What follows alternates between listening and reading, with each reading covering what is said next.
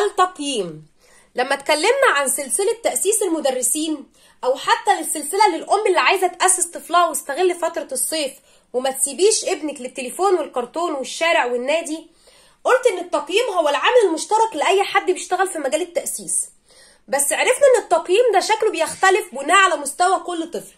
فالنهارده هنتكلم عن تقييم الطفل اللي كان مخلص الحركات القصيرة وعايزة أشوف هو وصل لحد فين، نسي منهم إيه، منسيش إيه، يا ترى هبتدي معاه من الأول ولا هكمل ولا هاجي في نص الطريق ولا هعمل إيه. أول حاجة في التقييم إحنا قلنا سؤال الإملاء. أنا دلوقتي لما أجي أملي طفل أخد الحركات الثلاثة، أول حاجة ابتدي هملي حركة واحدة بس، يعني أقول كتب، فتح، رسم، أقول كلمة فيها حركة الفتح بس عشان أخلي الدماغ تعمل عملية ريفريش للمعلومات ويبتدي يفتكر، لأني بقول له على أسهل حاجة مباشرة. ولو لقيت إن الكلمة مكتوبة بشكل صحيح وإنه بالفعل كتب الحرف كل الحروف صح والكلمة صح، أبتدي أنوع في الإملاء، أقول وليكن مثلا كلمة شبعة، يبقى دخلت الكسر مع الفتح زي ما كنت لسه بشرح. ما أنا اشتغلت مع الطفل الأول الفتح وبعد كده دخلت كسر، بعد كده دخلت فتح وكسر وضم، يبقى الإملاء هتبقى بنفس الطريقة. يبقى هتمليه الأول كلمات، الأول فتح، بعد كده فتح وكسر، بعد كده فتح وكسر وضم. ده أنا من أول الفتح ولقيت بلاوي، لقيته ناسي كل حاجة، لقيت اللي بيقول لي كلمة فتح عملها لي كده. وليكن مثلا إن هو عنده مشكلة إن الحرف الأخير اللي كنا بنقول عليه الأخير هو الكبير ناسي. فكريه الأول، قولي له إن إحنا كنا بنغني أغنية كل الحروف صغيرة والآخر هو الكبير، وإن أنا كنت وتصلحي أنتي إنك بتكتبي كلمة فتحة إن الحاء كده، يعني الحاء كده يا حبيبي، لا الحاء كنا بنكتبها كده عادي، هو ناسي. واديله كلمة تانية وتشوفي النتيجة إيه. لقيتي إن هو افتكر وليكن كلمة كتب، لقيتي إن هو كتبها لك كده وليكن مثلا كده. يا نهار أبيض، يا الكف الأول كده ونصلح تاني ونشوف الامور هتمشي ازاي. يبقى انا هبتدي اتعامل ان لو في اخطاء اصلحها وافكر نفسي بيها، مش يا نهار ابيض طب يلا بقى هات الكشكول نعيد الفتح، لا بالراحه، فكري مره التانيه، لان وارد جدا اي حد يتلخبط او ينسى تفاصيل. لا الدنيا مشيت ونسي حاجات بسيطه وحاجات بسيطه مكسره وراجعناها الحمد لله، وممكن نرجع نجيب حرف الكاء لان من الحروف الغلسه برضو الكبير والصغير، المفتوح والمقفول او الكبير والصغير زي ما بنقول، ونراجعهم تاني عادي.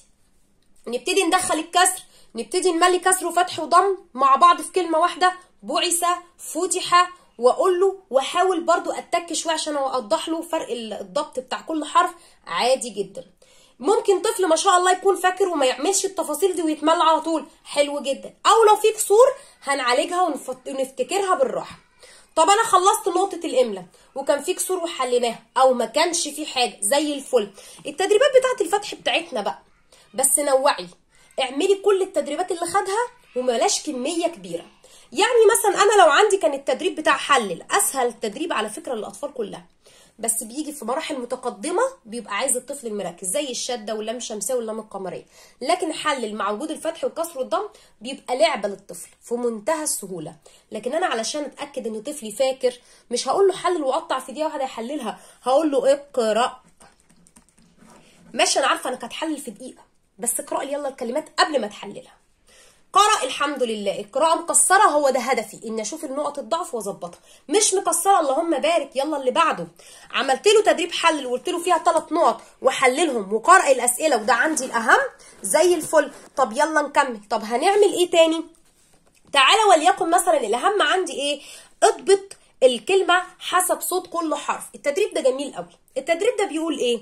ان انا بكتب كلمات بدون اي ضبط بالطريقة دي. بكتب مثلا 3 كلمات بالطريقه دي واقول له كتب، كتب من غير ما اشاور له على الكلمه. اول حاجه كتب، الكلمه اهي، هيعمل كده الكسره، انا اسفه، الضمه والتي والباء. يبقى الاول هو هيدور على صوت الحرف، هيدور على شكل الحرف نفسه، وبعد كده هيضبط الكلمه حسب صوت حضرتك وانت بتقراي له الكلمه.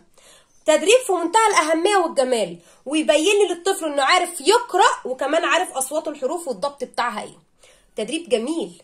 يبقى انا بعمل له ريفريش على كل حاجه، على شكل الكلمه وعلى القراءه وعلى صوت الحركات، كل حاجه بنلمها في تدريب جميل. تدريب جميل وكمان واخير بقى، لاني مش هقعد اقيم طول اليوم، عايزه اشتغل او عايزه اقول له خلاص خلصنا ومن بكره هنبتدي في كذا، عشان دايما مذاكره الصيف دمها تقيل قوي على قلب الطفل اللي ما بيروحش مدرسه واللي بيسهر ويصحى براحته. ساعه المذاكره تقيله على قلبه، ده طبيعي. لكن لما يكون في الشتاء بيروح مدرسه وبيجي المدرسه ويروح الدرس ويجي من الدرس بيشتغل عادي بيذاكر، لكن في الصيف المذاكره تقيله على قلب الطفل وده طبيعي. فحاولي ما تطوليش، وحاولي تكوني بتركزي على الحاجه اللي عايزه تعالجيها وتصححيها وتفكري بيها وبس. في اخر تدريب ممكن نختار التدريب اللي انا لقيت فيه مشكله. يعني لقيت هنا في مشكله في اشكال الحروف، اعمل له تدريب بايه؟ اكمل الحرف الناقص حسب صوت كل حرف. او لقيت مشكله وليكن مثلا في القراءه مع التحليل، اقول له مثلا اكتب ما يمل عليك وادي له املا تاني، او اقول له ضع دائره حول كلمه حسب صوت كل حرف. يعني انا اقول له لفته ولافته، كلمتين زي بعض بس الصوت حسب الضبط، حط لي دايره عليهم. اشكال كتير من التدريبات، بس اخر تدريب ده انت هتحددي ابنك ناقص ايه فتحطيه.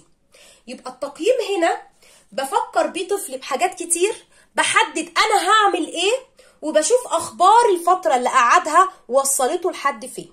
ولو هنعمل تقييمات تانية على مستويات تانية، حابه تشوفي طفلك واقف لحد فين، اكتبي لي في التعليقات وانا اوريكي شكل التقييم. لو طفلك واقف لحد كذا اعملهولك واقول لك هنعمل 1 2 3.